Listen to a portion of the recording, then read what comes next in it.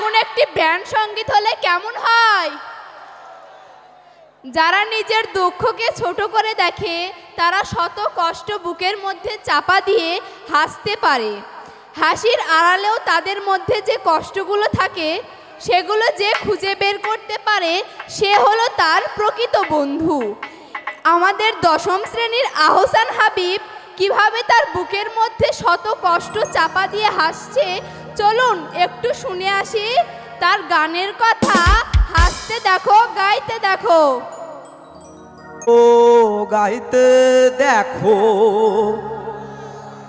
অনেক কথাই মুখর আমায় দেখো, দেখো না কেউ হাসি শেষে নীরবতা।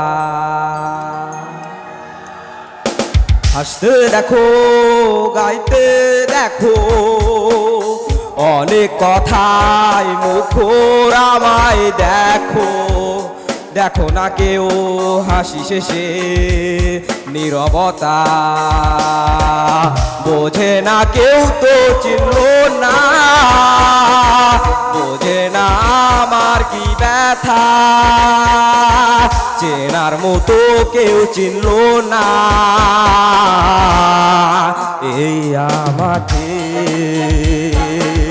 বোঝে না কেউ তো চিনল না, বোঝে না আমার কি ব্যথা, চেনার মতো কেউ চিনল না এই আমাকে।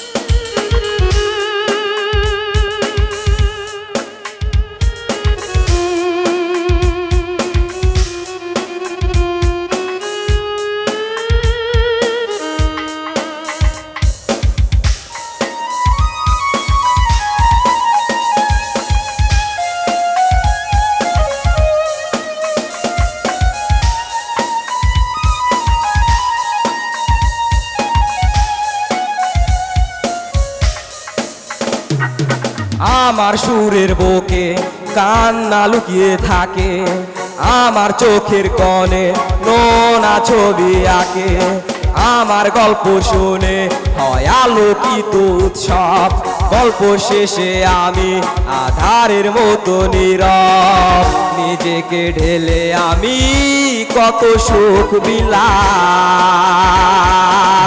বোঝে না কেউ তো চিনল না, বোঝে না আমার কি ব্যথা, চেনার মতো কেউ চিনল না এই আমাকে। বোঝে না কেউ তো চিনল না, বোঝে না আমার কি ব্যথা, চেনার মতো কেউ চিনল না এই আমাকে।